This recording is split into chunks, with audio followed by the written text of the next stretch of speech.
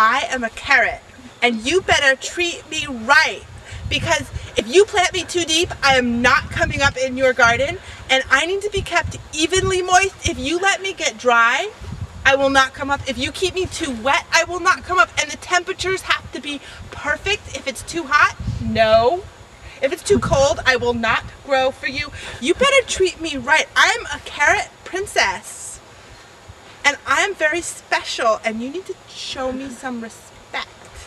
If I don't get what I want, boo-hoo, I will not grow in your garden. Brookside School Farm is an organic farm. It's 1 acre in size, and it's located at Brookside Elementary School here in Willits. And we grow a mix of fruits like apples and pears and raspberries and strawberries that are perennial crops, and annual row crops, vegetables like tomatoes and broccoli and peppers and tomatoes, and I said tomatoes, and pumpkins and zucchinis, and the vast majority of that food that we grow is given to the schools and served in the lunch program.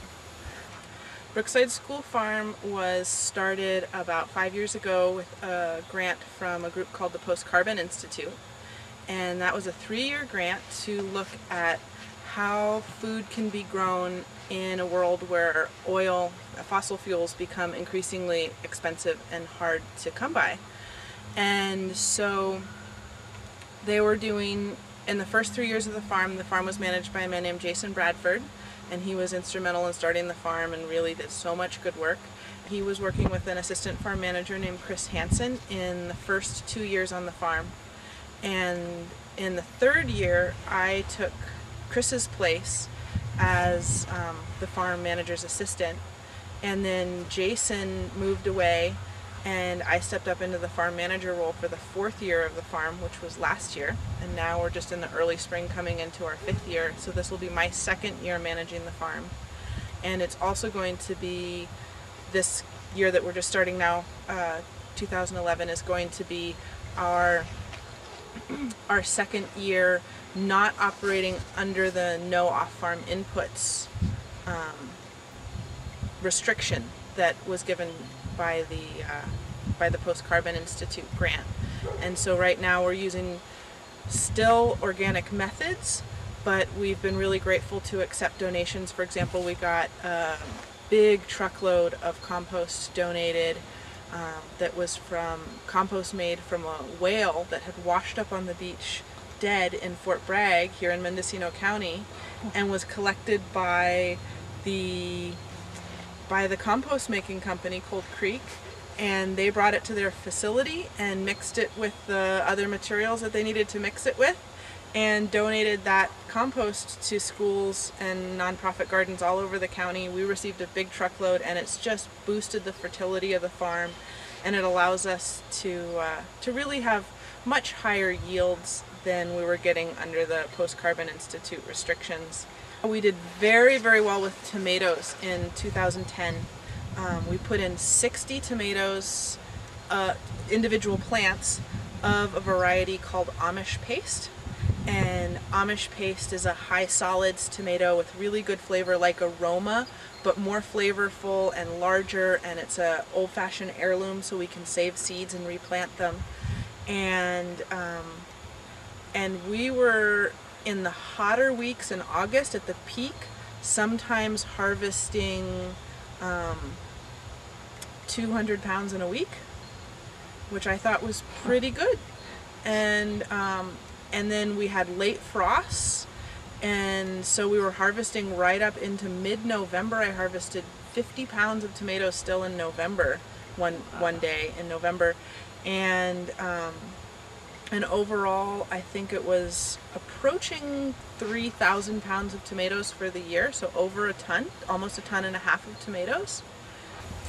So the main beneficiary of the produce that's grown here at Brookside School Farm is the children of Willits, and we distribute food to the school lunch program. We distribute food to the kids club, that's the after-school daycare program, and we distribute food to Head Start that's for children age prenatal to 5 years, and it's a subsidized daycare program. And so the vast majority of food through those 3 outlets, the vast majority of the fruits and vegetables grown here on the farm is given to those children in Willits. We also do farmers market, and that's just a small portion of the food that we grow, and it gives community members that want to support the farm financially an opportunity to buy fresh fruits and vegetables that are grown here, and acts as an outlet for community outreach. My favorite part, there's so many favorite parts, it's hard to choose one. I really love that I get to teach the interns that come work on the farm about agriculture and share my enthusiasm with them, and there's been so many great people that have come to the farm from a really wide demographic, from young college students to grandmas of Brookside school students that are coming down to the farm and enrolling as interns. And I just love the teaching aspect of the farm, that it's not just about production, it's also about increasing agricultural literacy in our community. So I really appreciate that aspect of the farm, and I just love growing food, and that I get to be outdoors and share my knowledge and enthusiasm about organic food production. If I dream big, I would love to see mixed crops and livestock. Right now we're doing only crops, and we have approval from the principal and the superintendent that if we wanted to start raising chickens here on the farm, we could, and I think that that's a great step towards sustainability. That if you look at farms from past centuries and past decades, that it was always mixed crops and livestock, and the manure enriches the soil for the crops, and all the weeds and crop residue go to feed the chickens, and it just closes our loop and reduces our off-farm inputs and makes a farm more diverse, and I think really fun for kids to have that opportunity to interact with some animals.